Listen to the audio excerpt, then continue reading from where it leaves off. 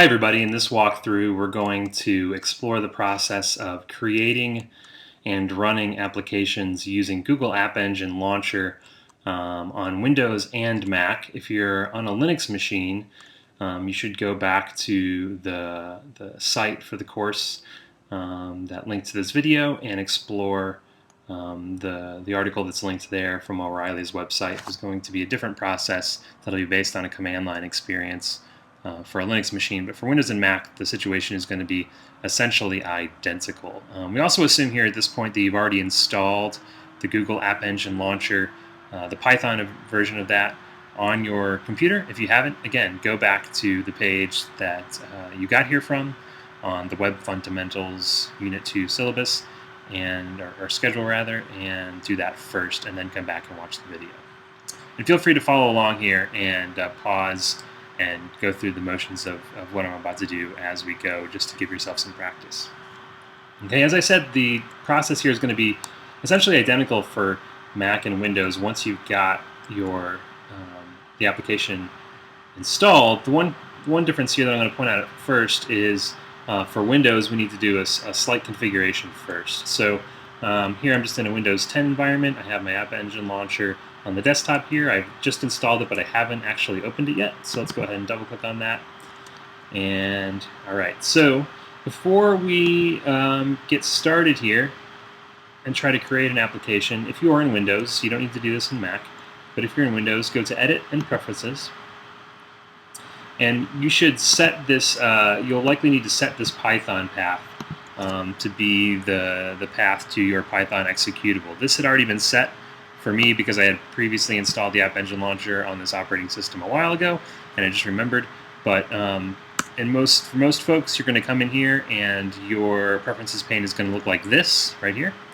You just need to hit select and browse to your Python 2 installation. Okay, so remember we installed both Python 2 and 3. Your Python 2 installation is going to be likely on your C disk at the top level above your program files directory, or well, next to your program files directory. Python 2.7 is most likely the folder that's in, and then just select the python.exe file within that folder and hit OK, and you'll be ready to go. So that's Windows folks only. Okay, so for the rest of this, we're going to follow along in Mac, and everything I do in Mac here, you'll be able to do in Windows as well. Okay, great. So let's just look at how to create a new app using Google App Engine's Launcher. So just fire up the launcher. And so these panes, they're going to look a little bit different on Mac and Linux, but not appreciably so. They're going to have the same kind of set of functions here, just a different slight design to them. So don't worry about that. So to create your first app, there's a little plus here at the bottom left. Go ahead and hit that plus, and you'll get a dialog here. We need to come up with a name for our app. I'm going to call mine Hello GAE for Google App Engine. I'm going to store it in my code directory. So here within my home directory, I just have a directory called code. I'm going to choose that. What this will do is once I create this, it's going to create a folder called Hello GAE within the code directory. So don't feel like you need to create a folder just for the specific app. The App Engine Launcher will do that for you as you create it.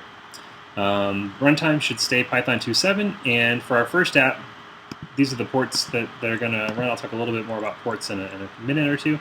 You can go ahead and leave that stuff as is. So we can go ahead and create, and there we go. We have a new app in this dialog. As we create more and more apps throughout this class, those will stack up within this window, and we'll be able to run different apps at different times depending on what we're doing. So right now I've created the app, and there is a little bit of code here. Let's go ahead and open up Atom to that directory and see what Google App Engine just did for us. So I'm going to go to Atom, say File, Open.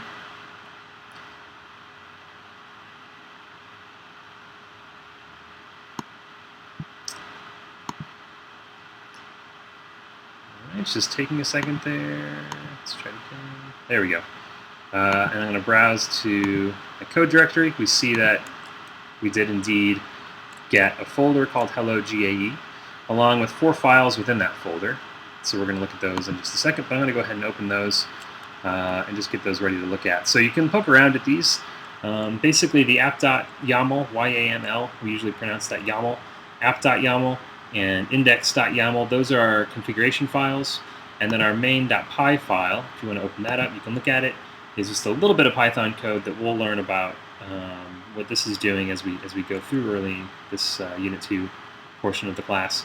But I just want you to see this here. This is basically the skeleton of a very, very simple Hello World web app. So once we create our web app, our first web app with Google App Engine, it's going to go ahead and create the bare bones necessity files that are needed to run that little web app. Okay, and we can even see something here that says Hello World, that if you kind of looked at this code and kind of guessed what it might do, you might guess that this is going to be a print a Hello World message in web app version in a web browser, which is indeed what it does. So let's see that that is the case. Okay, so let's go back to Google App Engine Launcher here. My web app is not running yet. I'm going to go ahead and hit the Run button to start. And once that icon on the left here turns green, that means my app's running. I'm good to go.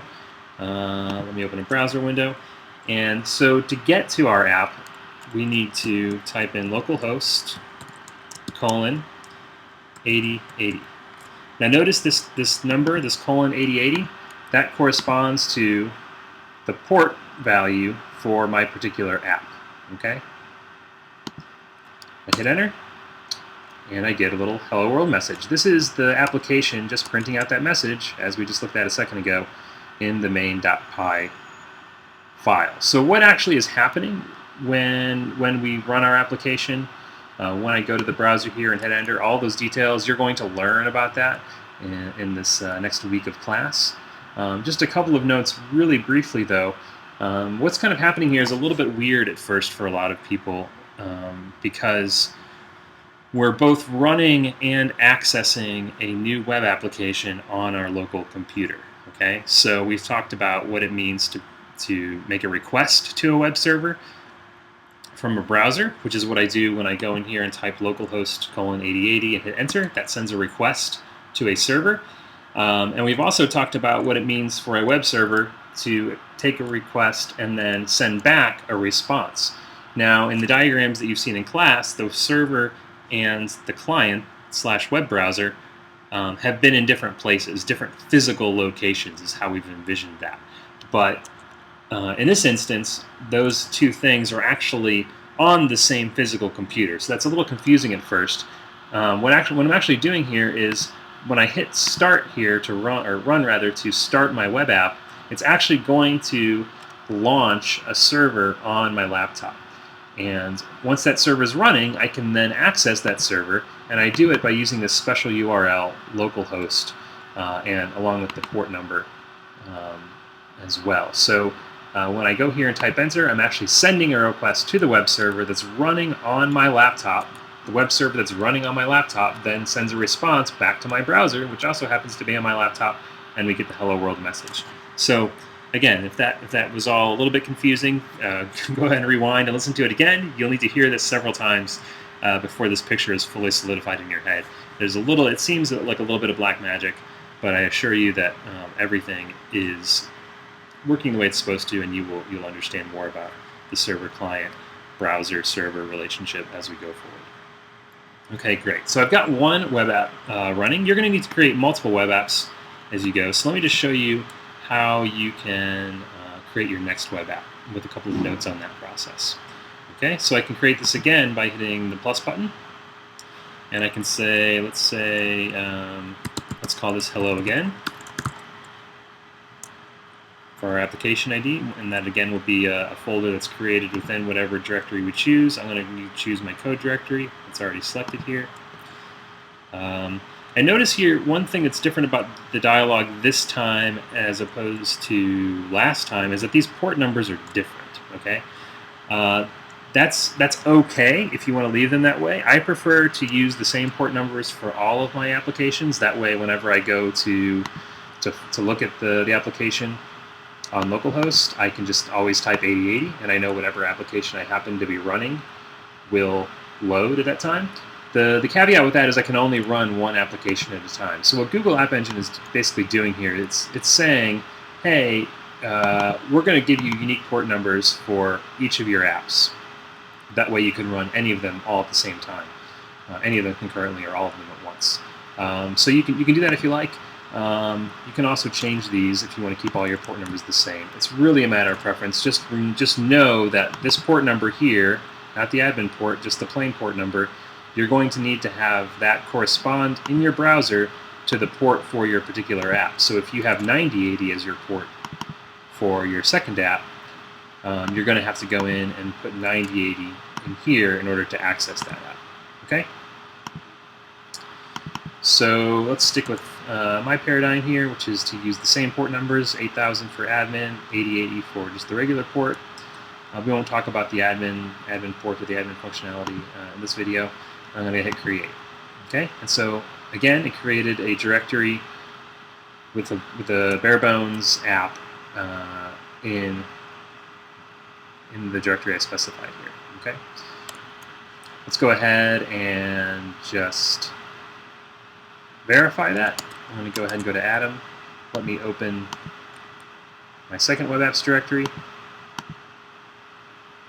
Hello again.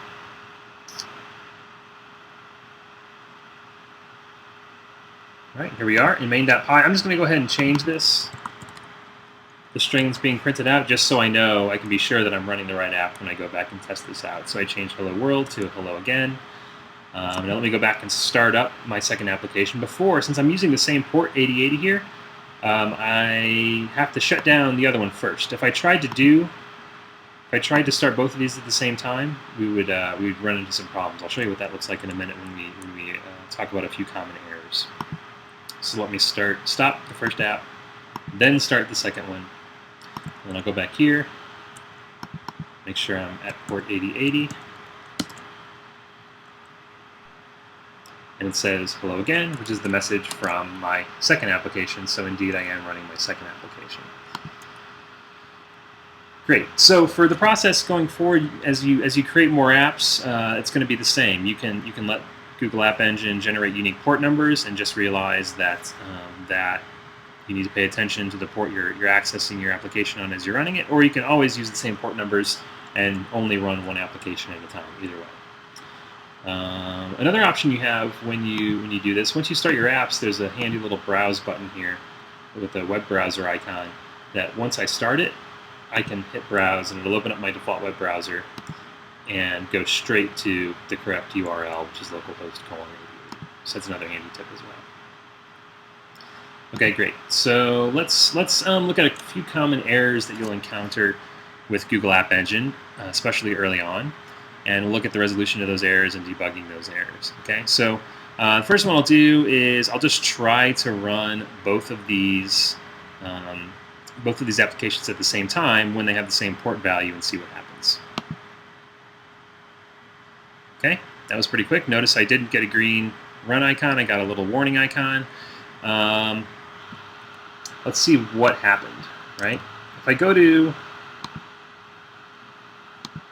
I notice I can't hit the browse icon on the first app, which indicates maybe it didn't start up properly, although I can on the second app. And notice that if I go to the second app, I get the hello again message, which indicates that this app is running, but the first one probably isn't. So go to hello GAE and hit logs there. Now notice the bottom message here.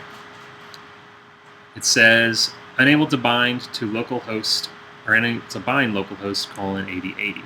What this is basically saying is that you're trying to start two applications with the same port value, and that's not allowed.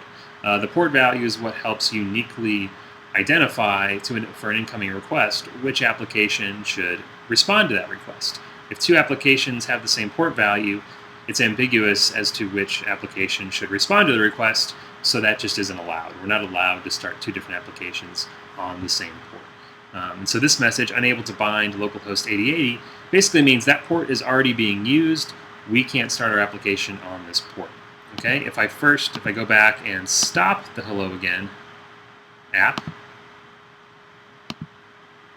and then try to restart the hello GAE app, we'll notice it does start up properly.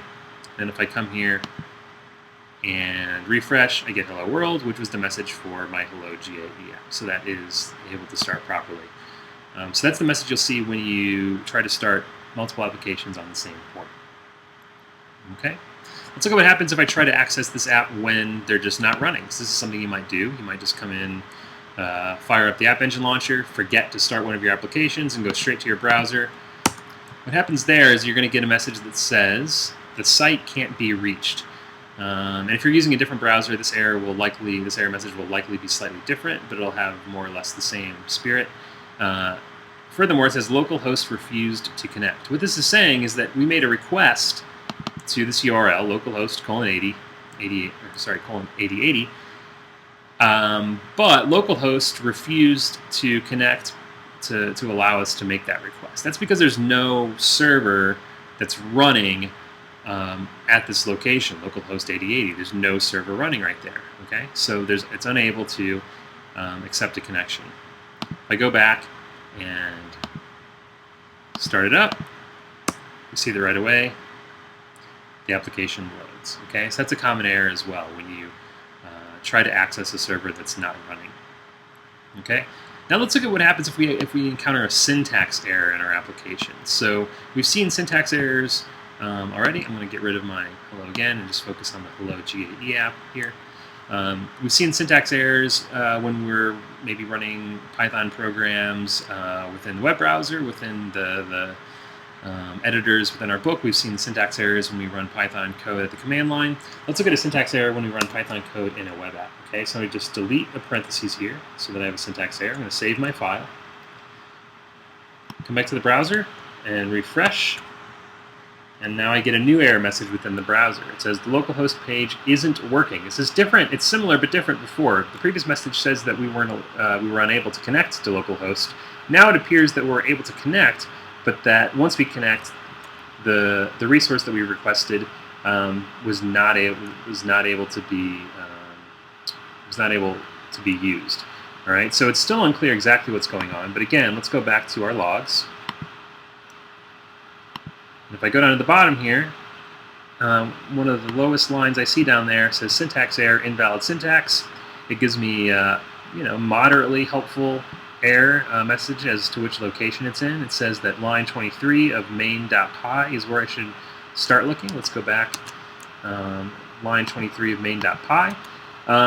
We know, in this case, we know what the error is, right? We know that we made the error actually on line 21. The error message is complaining about line 23, though, because the last piece of code before that is what's messed up.